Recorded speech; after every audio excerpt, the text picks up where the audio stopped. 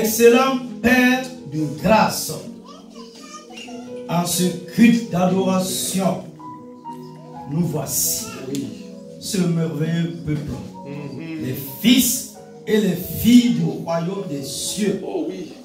Et pendant ces 3 semaines, pendant ces 21 jours, nous nous humilions devant ta sainte présence.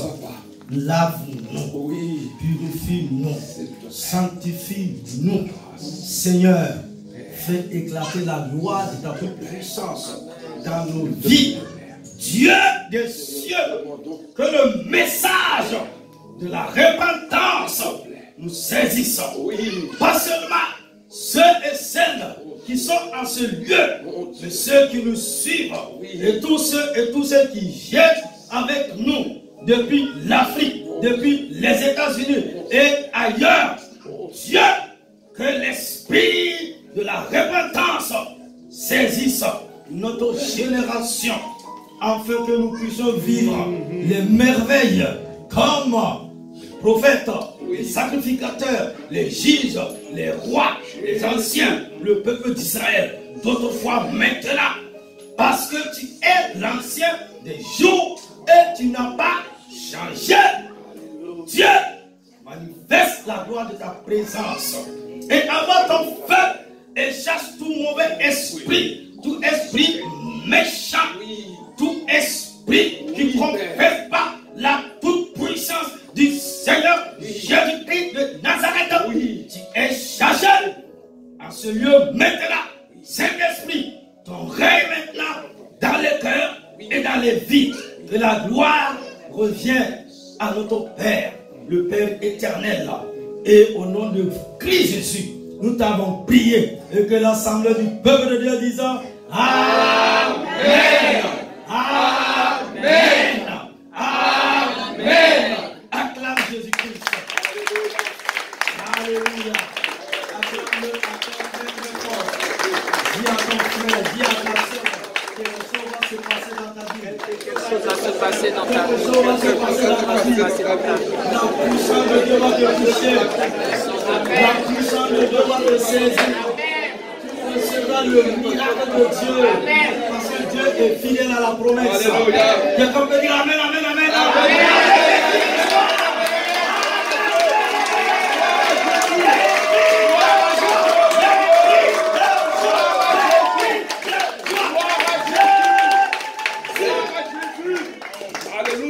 Veuillez vous asseoir, s'il vous plaît.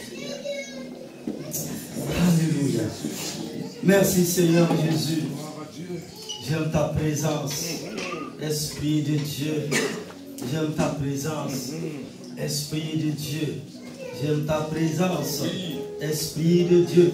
Cette présence divine qui me fait vivre. Alléluia. À toi la gloire.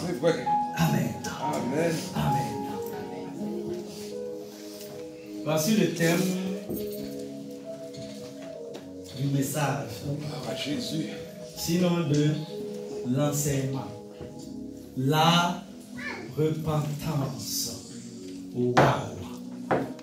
Dis à ton frère, dis à ta soeur, la repentance. La repentance.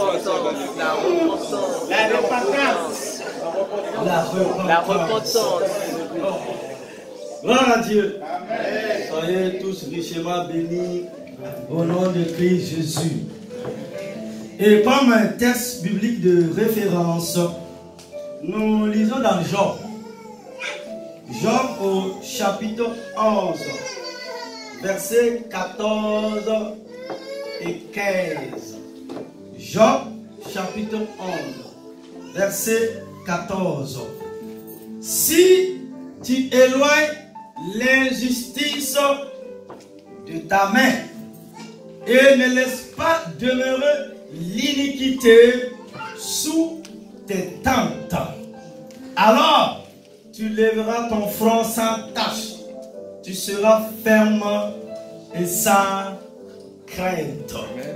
Waouh! Notre deuxième texte, Marc au chapitre 1, verset 15. Le temps est accompli et le royaume de Dieu est proche. Repentez-vous et croyez à la bonne nouvelle du royaume. Troisième texte, Luc au chapitre 5, verset 32. C'est le Maître Jésus qui nous parle ici.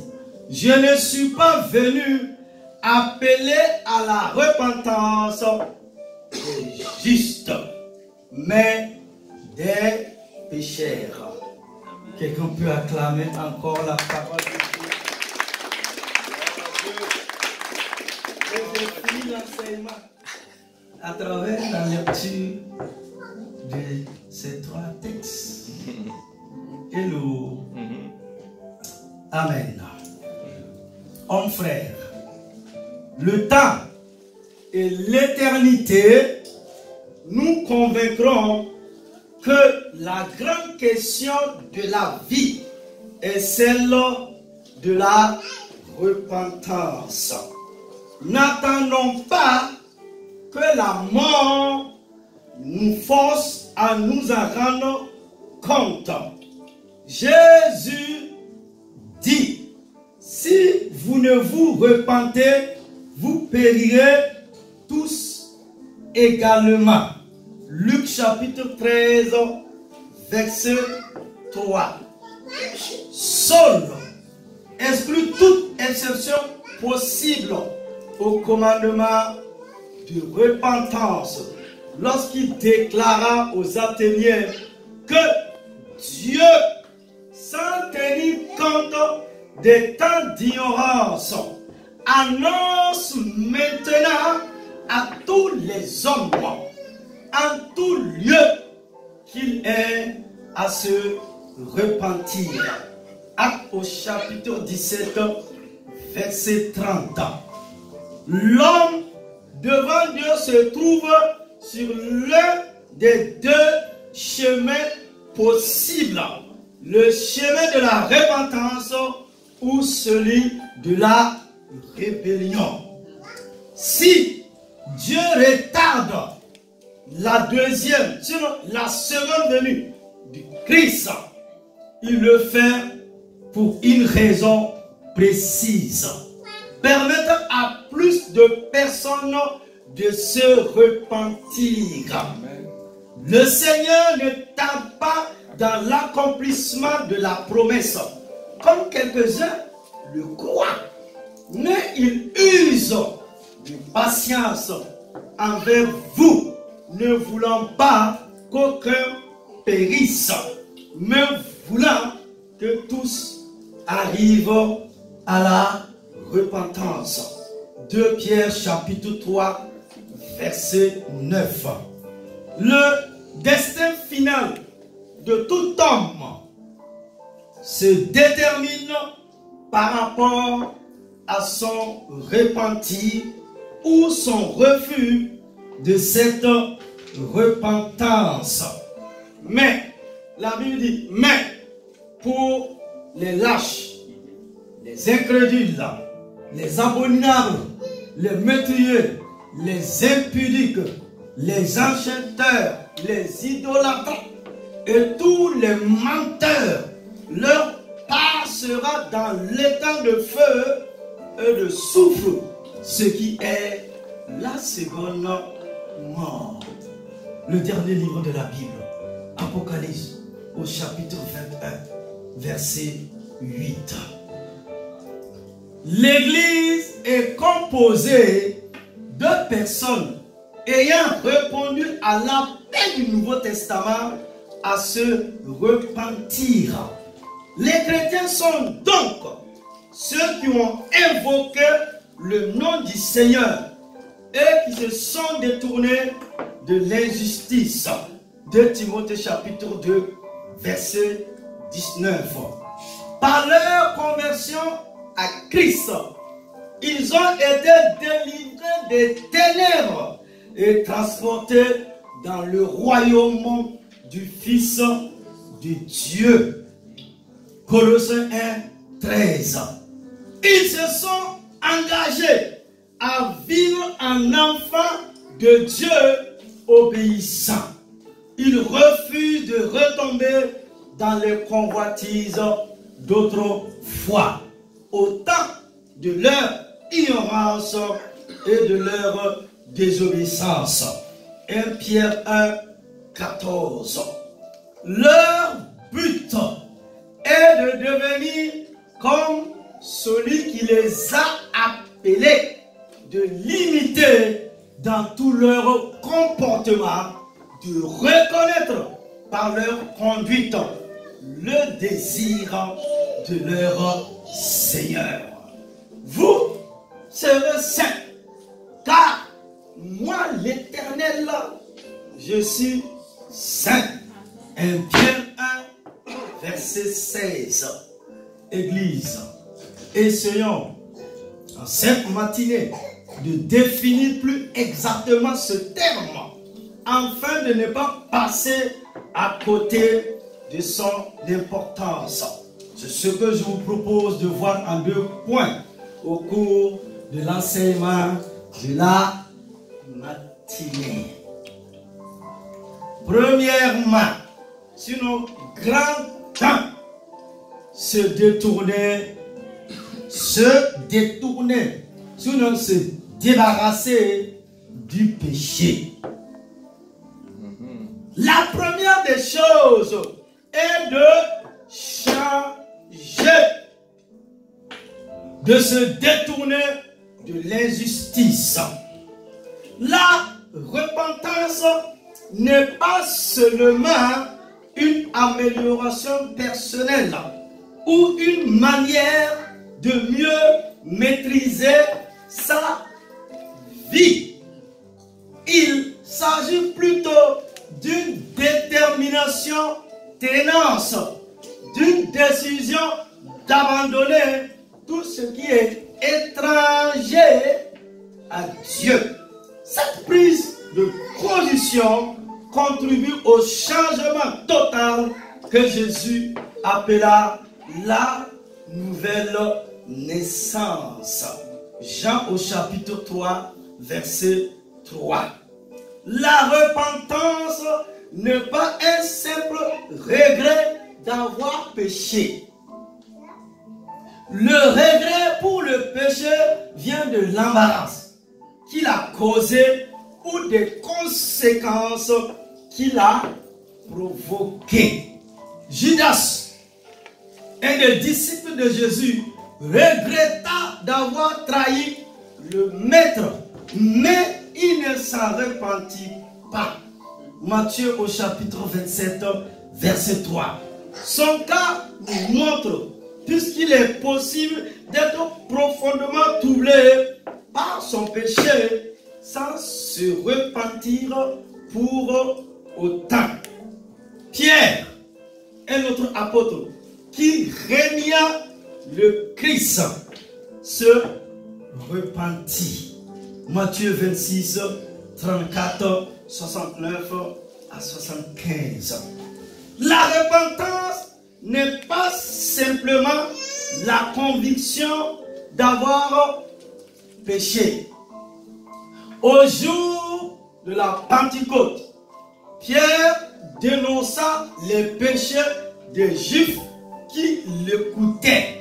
Ces paroles leur touchèrent le cœur et ils s'écriaient: frères, frères, frères, que ferions-nous? Acte 2, 37. Mais Pierre ne considéra pas leur émotion comme de la repentance. Dans sa réponse à leur question, il dit: repentez-vous et que chacun de vous soit baptisé au nom de Jésus-Christ pour le pardon de vos péchés et vous recevrez le don du Saint-Esprit. La repentance n'est pas seulement une tristesse selon Dieu. Selon Paul, cette tristesse précède et produit la repentance. Elle fait partie du processus de repentance sans constituer elle-même cette repentance.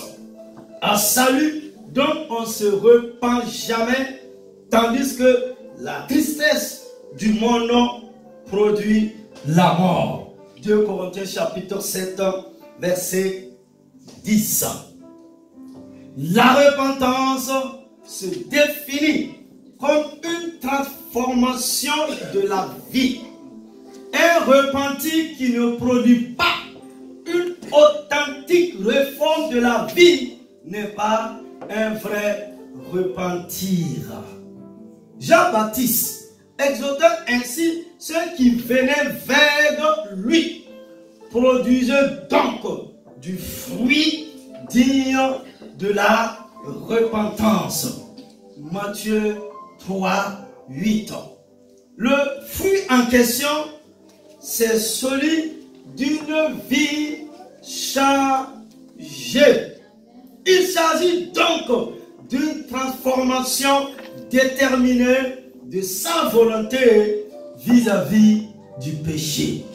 Ce changement implique à la fois son intellect, nos émotions et notre conscience.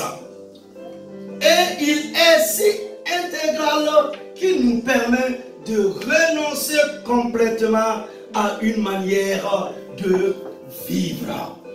Au moment du baptême, l'on peut donc être immergé dans sa mort spirituelle au péché afin de crucifier le vieil homme et de détruire le corps du péché. Romains 6, 6.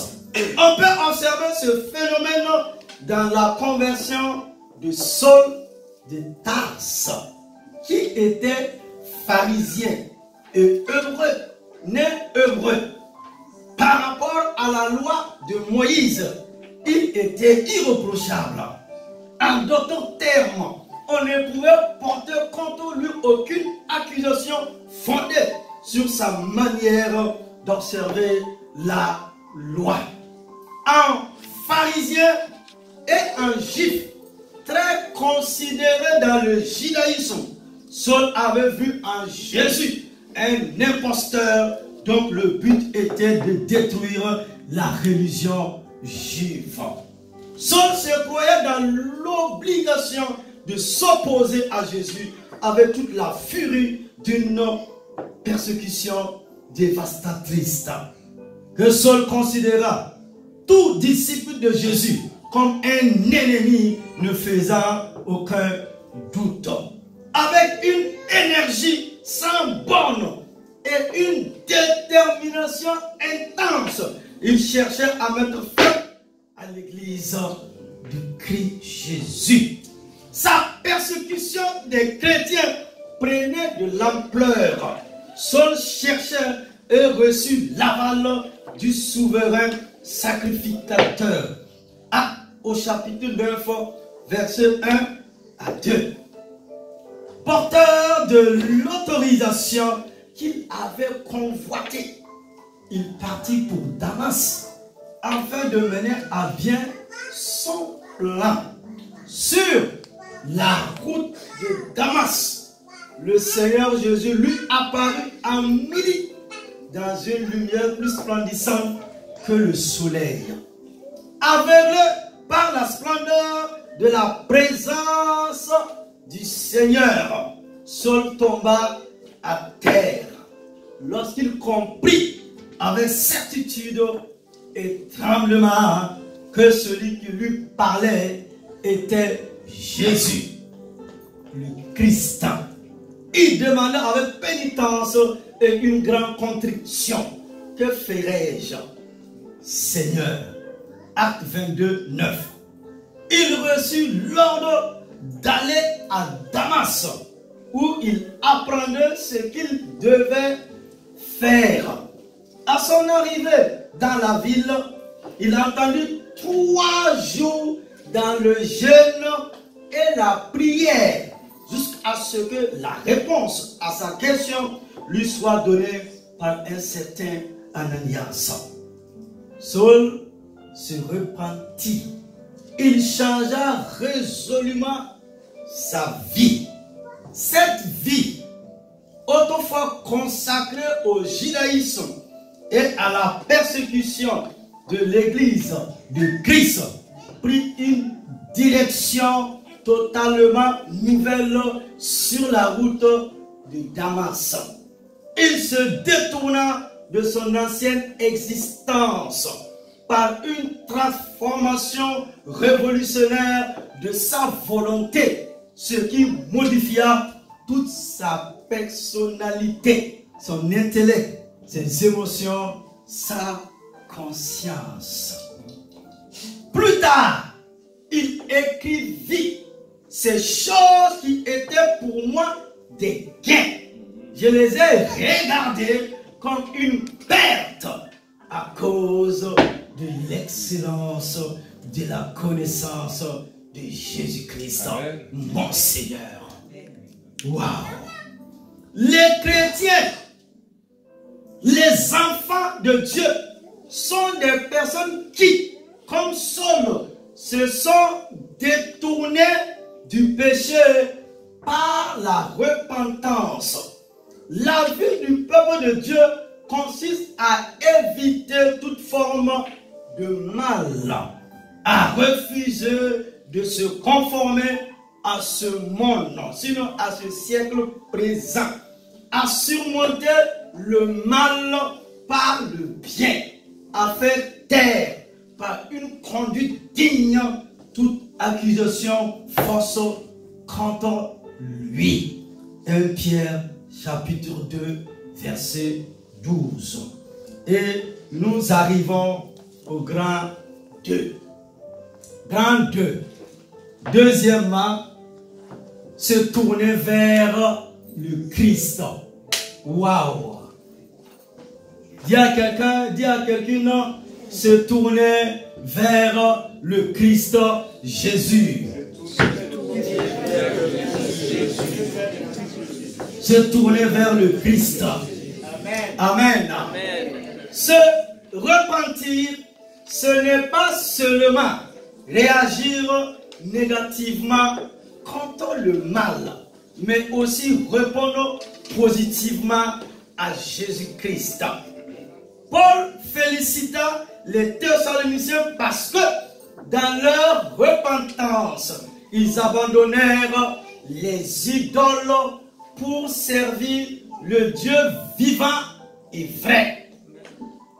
1 Thessaloniciens 1, 9. Se détourner du péché sans se tourner vers Dieu ne constitue pas une repentance dans le sens biblique du terme. L'enseignement du Nouveau Testament exalte premièrement le Christ. La description par Luc du travail de Philippe en Samarie est un bon exemple de prédication faite par tous les hommes inspirés. Philippe étant descendu dans une ville de la Samarie, il prêcha le Christ. Waouh! Ceux qui répondirent positivement à cette prédication renoncèrent à leur péché et reçurent Christ en obéissant au message de l'évangile. Après la prédication de Paul à Éphèse, le texte de Luc nous montre les deux volets de la repentance. La crainte s'empara d'eux et le nom du Seigneur Jésus était glorifié. Plusieurs de ceux qui avaient cru venaient confesser et déclarer ce qu'ils avaient fait. Et un certain nombre de ceux qui avaient exercé les arts magiques, ayant apporté leurs livres, les brûlèrent devant tout le peuple. Acte 19, 17. Les Éphésiens s'étaient repentis. Premièrement, reconnurent le Christ. Deuxièmement, abandonnèrent leurs mauvaises pratiques. La repentance de Saul consistait à la fois à se détourner du péché et à se tourner vers le Christ. Il avait fait route vers Damas pour persécuter des chrétiens. Selon la loi de Moïse, il ne commettait aucun crime, ni moral, ni cérémoniel. Il n'était en aucun sens du terme, un fils prodigue méchant. Sa repentance ne changea donc pas son désir fondamental de plaire à Dieu. Un désir ressenti depuis sa plus jeune enfance est manifesté dans sa fidèle obéissance à la loi. Mais persécuter les chrétiens était un péché terrible. Par conséquent, sa repentance devant Dieu exigeait qu'il rejette cette persécution et qu'il se tourne vers Jésus, qu'il le reconnaisse comme Seigneur, qu'il se soumette humblement à la volonté de Dieu. Paul décrit lui-même sa repentance en Philippiens chapitre 3, versets 8 à 11. Et même, je regarde toutes choses comme une perte à cause de l'excellence de la connaissance de Jésus-Christ, mon Seigneur, pour lequel j'ai renoncé à tout et je les regarde comme de la boue, afin de gagner Christ et d'être trouvé en lui, non avec ma justice, celle qui vient de la loi, mais avec celle qui s'obtient par la foi en Christ. La justice qui vient de Dieu par la foi, afin de connaître Christ et la puissance de sa résurrection et la communion de ses souffrances, en devenant conforme à lui dans sa mort, pour parvenir, si je puis, à la résurrection d'entre les morts. Wow. Pour Paul, la repentance exigeait donc une réaction négative, se détourner de l'injustice, et une réaction positive, se tourner vers une vie nouvelle et meilleure en Christ Jésus. La conversion consistait donc à se défaire de l'ancien homme ou de l'ancienne femme et à se revêtir le nouveau, comme on enlève des habits vieux et usés pour s'en débarrasser à jamais. Dieu nous délivre du péché et de la mort et nous donne la vie en Christ lorsque nous sommes rachetés par le sang du Seigneur. Se repentir, c'est s'engager en permanence. Lorsque nous répondons à Dieu, nous devons mettre à mort les actions de la chair. Désormais, nous devons empêcher à ces actions de revenir à la vie. Paul dit, faites donc mourir les membres qui sont sur la terre, l'impudicité, l'impureté, les passions, les mauvais désirs et la cupidité qui est une idolâtrie. Colossiens chapitre 3, verset 5. Il s'agit donc de rejeter ces choses à un moment donné de notre vie. Il s'agit également de le faire constamment, de se repentir continuellement. Église, homme frère, je vous pose cette question-là.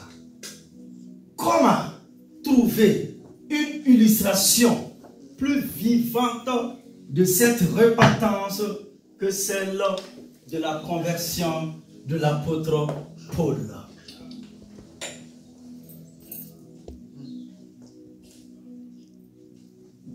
Sa conversion, homme de Dieu, est unique. Sa conversion, femme de Dieu, est unique. Écoutez-moi bien, Église. Je te parle de tout mon cœur. On ne peut pas rencontrer ce Seigneur de gloire, l'homme de Golgotha, l'homme de la croix, et faire marche arrière, comme si on ne l'avait jamais rencontré, comme si on n'avait jamais confessé son nom devant l'évangéliste, devant le pasteur, devant l'ancien ou devant le diacre ou devant un prédicateur de la bonne nouvelle du royaume de Dieu. On ne peut pas rencontrer cet homme-là qui est de Dieu, qui est l'exacte représentation de Dieu, qui était là avant le commencement, qui s'est dépouillé, qui est descendu comme un homme, mourir en payant le prix pour nous et jouer avec le nom de ce Jésus de Nazareth. On ne peut pas un jour goûter à la grâce, au don céleste.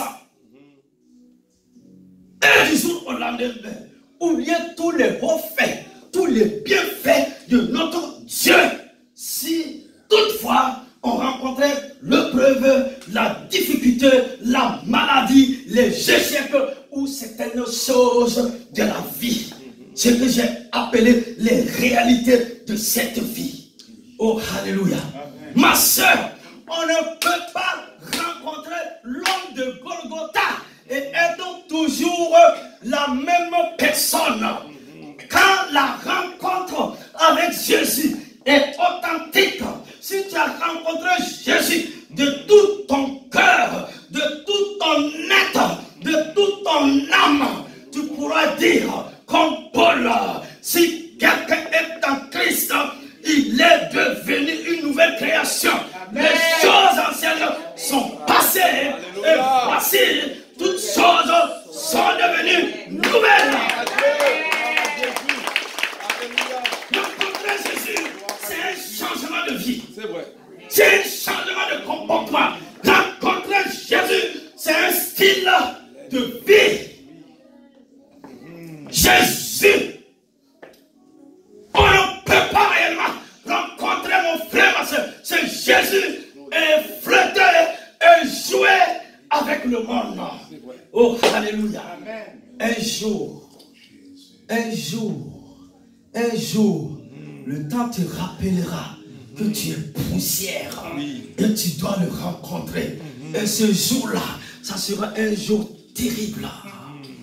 Un jour de lamentation, de cris, de douleur, si tu n'as pas fait la paix avec lui. Amen. Amen. Aide-nous, Seigneur. On ne peut pas le rencontrer, l'homme de la croix, et dire, je suis comme ça, ma vie est comme ça, laissez-moi comme ça, je vais essayer comme ça, je vais faire comme ça. Non, non, non, non, non, non. Donc c'est pas ce Jésus-là que tu as rencontré. Quand tu rencontres Jésus, c'est une nouvelle vie. Quand tu rencontres Jésus, c'est une transformation de vie. Quand tu rencontres Jésus, ta mentalité change. Quand tu rencontres Jésus, ta vision de la vie change. Quand tu rencontres Jésus, tu quittes la poussière à l'excellence, à la gloire, à la manifestation de la puissance de Dieu. Quand tu as rencontré Jésus, les gens vont voir Jésus en toi et t'appeler, tu es un petit Christ. Parce que ta démarche, ton style, ton langage a changé. Tu ne peux pas parler comme les gens du dehors parce que tu n'es plus quelqu'un du dehors, mais tu es de la maison de Dieu. Tu es devenu fils, tu n'es plus esclave de ce monde et de sa passion. Jésus a bien dit, évangélistes, écoutez-moi les évangélistes. Jésus a bien dit, on ne peut pas servir deux maîtres. C'est vrai. Non. Non. On ne peut pas servir Jésus en même temps et puis servir maman. Non. J'ai envie ça où? Seigneur. Femme, ma fille, c'est comme un enfant qui naît avec deux têtes. Jésus. Oui. Ça, c'est quelque chose. C'est un monstre.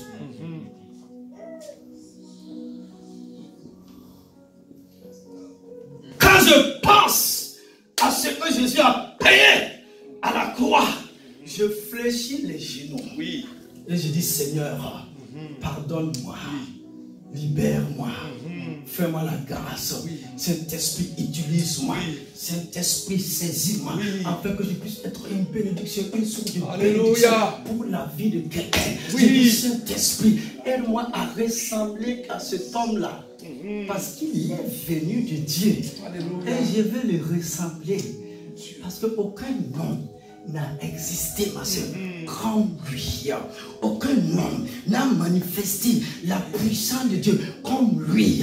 Il n'a pas écrit, mais quand il est parti, plus de 2000 ans aujourd'hui, on continue d'écrire l'histoire de sa vie, qu'il a ressuscité Lazare le troisième jour. Même les nations les plus puissantes n'ont pas pu arracher ces pages de la Bible. Parce que c'est authentique, ça a été vérifié. Je suis en train de te présenter le Seigneur là, ce Seigneur Jésus là, le Dieu tout puissant là, que tu as rencontré un jour dans ta vie. Mais parfois il arrive, tu n'arrives pas à payer tes factures. Parfois il arrive, tu n'arrives pas à faire les choses comme tu voulais. Parfois il arrive, tu es coincé. Parfois il arrive des situations compliquées, bizarres, des choses comme ça dans ta vie. Et tu commences à dire, où est ce Dieu-là? Il m'a oublié. Tu commences à murmurer, tu commences à râler, tu commences à avoir un comportement vis-à-vis de ce que Jésus a fait pour toi. C'est ça. Tu commences à dire, je vais l'abandonner, je vais le quitter. Ma soeur, écoute-moi bien. Ceux du dehors là, ils veulent venir à l'église. Toi tu es dans l'église et tu veux sortir. Tu veux aller où? Il est pour y venir. Alléluia. Jésus. Tu vas aller où? David a dit, où irai-je loin de ce Dieu-là? C'est vrai. Il est temps, laisse Jésus être le Seigneur de ta vie.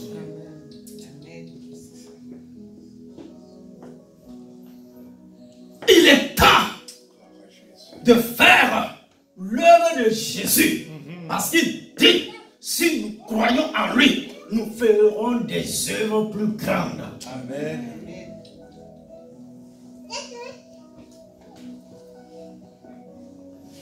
La puissance de la croix doit te sceller. Oui. Parce que le nom de Jésus fait des miracles. Amen. Amen. Amen. Le nom de Jésus est puissant. C'est vrai. Merveilleux. Voilà un nom.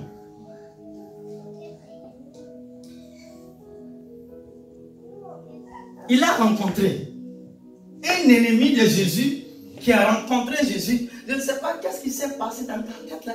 Il dit, qui es-tu Seigneur? Qui t'a dit que c'est le Seigneur de l'église? Parce qu'il y a le feu. Hein? C'est vrai. Il y a le feu. Qui t'a dit? Et puis il dit, que veux-tu que je fasse? On ne t'a pas demandé tout ça encore. Attends d'abord. La rencontre avec Jésus était authentique. Amen. Vrai. Oui. Puissant. Évangéliste. Écoutez-moi les évangélistes. Quand lui, Paul, sur le sol de Tarse, quand il a rencontré Jésus, il n'a pas été comme les autres. Quand ils ont eu le pain, Ils ont oublié le maître. Ils ont quitté le maître. Quand ils ont reçu la guérison, la délivrance, quand le maître souffrait, il partait à la croix. Même les braves hommes ont fui.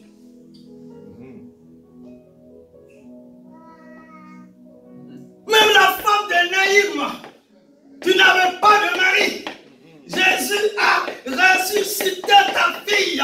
Qu'est-ce qui t'empêche d'aimer Jésus? Qu'est-ce qui t'empêche de servir Jésus? Parce qu'à son temps, le roi ou aucune autre personne ne pouvait faire ce miracle pour toi. Ne pouvait ressusciter un mort. Mais Jésus, qui est la vie, a ressuscité ton fils. Gloire à Jésus. Église du Seigneur, Église de Dieu, qu'est-ce que nous faisons de Jésus? Ah! N'oubliez pas que nous avons des enfants. Ah! N'oubliez pas que nous sommes sur cette terre des hommes. Ah! N'oubliez pas qu'un jour, nous allons tous mourir et le rencontrer.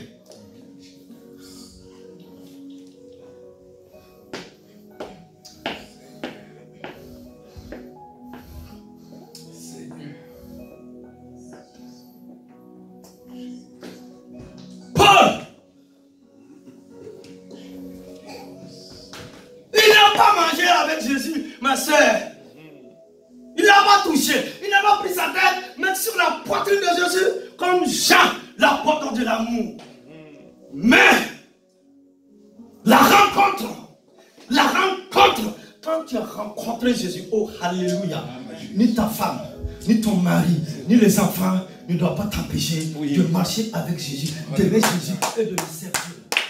Jamais!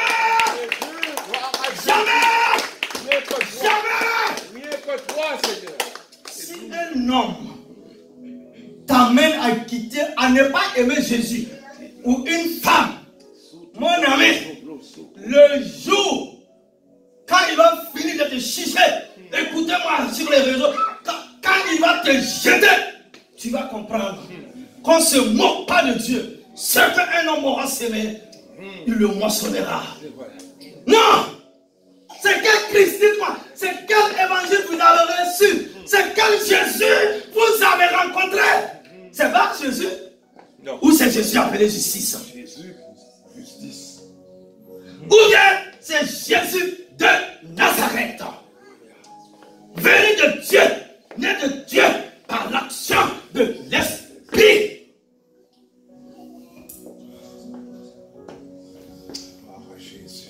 Il n'a même pas été à la Sainte-Seine, mais tellement il a gêné. Paul dit des jeunes multipliés.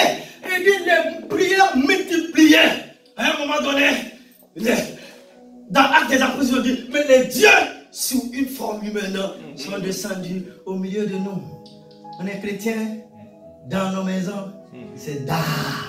Et quand tu es down.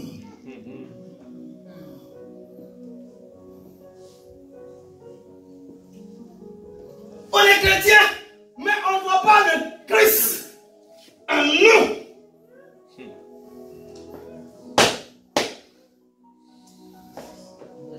Paul dit c'est devenu une perte. C'était l'intellectuel de son époque. Il a fréquenté les grandes universités grecques à l'époque. Non, lui n'était pas comme Pierre, un pêcheur de poissons. Non, c'était un intello, comme vous aimez dire. Voilà un grand intello qui a aimé Jésus. Tant ton intellectualisme est là et puis tu n'aimes pas Jésus. Puisqu'il a écrit la moitié du Nouveau Testament, il a parlé au roi en son temps. Il a opéré des miracles. Il a servi Jésus de tout son cœur. De l'ennemi numéro 1, il est devenu le plus grand apôtre de tous les temps. Amen. C'est ça la vraie repentance. C'est ça la vraie repentance. Je dis, c'est ça la vraie repentance. Tu peux flatter les hommes. Tu peux te flatter toi-même. Et Dieu, God. Non. La francophonie. La francophonie. Nous, la francophonie, nous devons nous réveiller. Changer de mentalité, de comportement, changer de langage. Ma soeur, tu ne t'appelles pas le faible. Non. Tu es forte. Amen. En Christ Jésus. Amen. Oui. Je le crois. Non. Tu ne t'appelles pas la pécheresse. Non. Tu es une femme de Dieu. Amen. Hello. Il est temps que nous nous réveillons. Il est temps de prendre conscience et voir si Dieu ne va pas se manifester. Oui, Seigneur. Évangéliste, s'il y a quelqu'un qui ne devrait pas servir Dieu, c'était Paul. Oui. Dans son apostolat, il dit, j'ai rencontré des faux frères. Il dit, j'étais exposé à la faim et à la nudité. Si nous, on a fait 2 jours, on n'a pas mangé. Waouh, premier jour, ça va aller. Deuxième jour, waouh, waouh. On est tellement connaisseurs de la Bible. Mais on n'a pas encore saisi la parole de Jésus. Paul dit mais on m'a frappé. On m'a frappé. On m'a frappé. Je me suis redressé. Et reparti encore. Amen. Prêcher l'évangile. Toi, on t'a regardé comme ça dans l'église. Ou on t'a pas salué. Ça c'est quelle église? Ça c'est quelle soeur? Ça c'est quel frère? Ouais. J'aimerais être à ta place. Mon Dieu. Si tu suis Dieu, tu ne rencontres pas de difficultés. Il faut laisser tomber. Impossible. Laisse tomber. Impossible. Je te libère, va dans le monde. Mais le jour viendra. Gloire à Dieu. Conclusion. Toute personne responsable devant Dieu doit se repentir et vivre selon les principes de cette repentance. Les Saintes Écritures décrivent 3 choses qui poussent l'homme ou la femme vers la repentance. La première est la bonté de Dieu. Paul dit, où méprises-tu les richesses de sa bonté, de sa patience et de sa longanimité, ne reconnaissant pas que la bonté de Dieu te pousse à la repentance.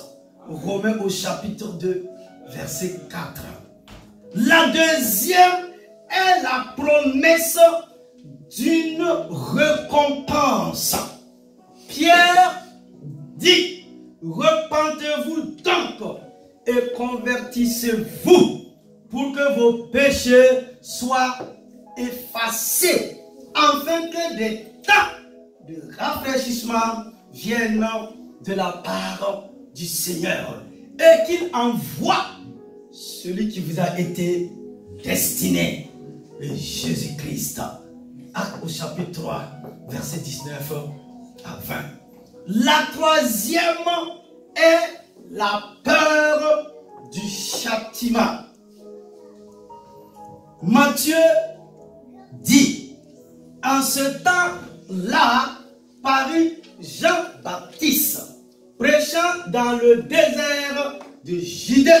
Il disait, repentez-vous, car le royaume des cieux est proche. Déjà, la colère est mise à la racine des arbres. Tout arbre, donc, qui ne produit pas de bons fruits, sera coupé et jeté au feu. Matthieu chapitre 3, versets 1, 2 et 10. Si vous êtes déjà chrétien, enfant de Dieu, transformé en une nouvelle personne en Christ, votre première obligation est de vivre selon l'engagement que vous avez pris. Amen. Amen. Amen.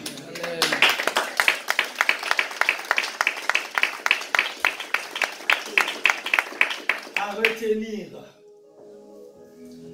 Premièrement, toute personne responsable devant Dieu doit se repentir et vivre selon les principes de cette repentance.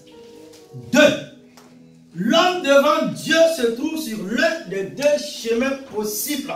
Le chemin de la repentance ou celui de la rébellion. 3.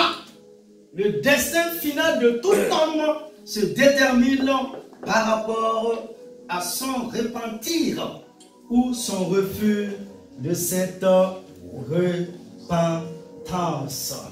Tiens-toi debout et que quelqu'un dise Amen, Amen à la parole de Dieu.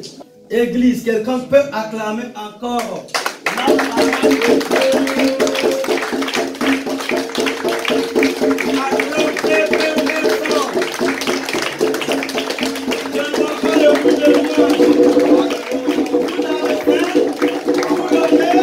Alléluia. Jésus est vivant. Alléluia. Jésus est Seigneur. Tu es appelé à aimer Jésus. Tu es appelé à aimer Jésus. Tu es appelé à parler de la part de Jésus.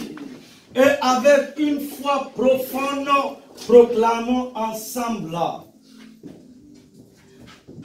Éternel, mon Dieu.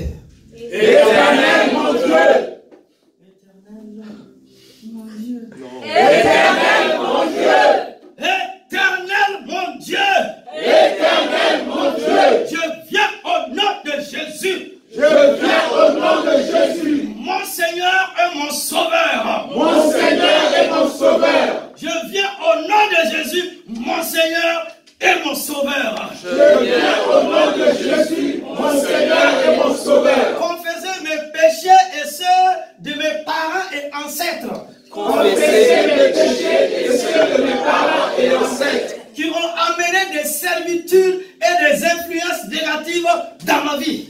Qui ont amené des servitudes et des influences négatives dans ma vie. Tu dis dans ta parole dans 1 Jean 1,9, si nous confessons nos péchés, tu dis dans ta parole dans Jean 1,9, si nous confessons nos péchés, tu es fidèle et juste pour nous les pardonner. Tu es fidèle et juste pour nous les pardonner. Tu es fidèle et juste pour nous les pardonner. Tu es fidèle et juste pour nous les pardonner. Et nous purifier de toute iniquité. Et nous purifier de toute iniquité. Et nous purifier de toute iniquité. Et nous purifier de toute Et nous iniquité. purifier de toute iniquité. Et nous purifier de toute iniquité. Je me tiens devant ton trône de grâce pour reconnaître que moi, je me tiens devant ton trône de grâce pour reconnaître que moi, la maison de mon père, la maison de ma mère, nous avons péché devant toi.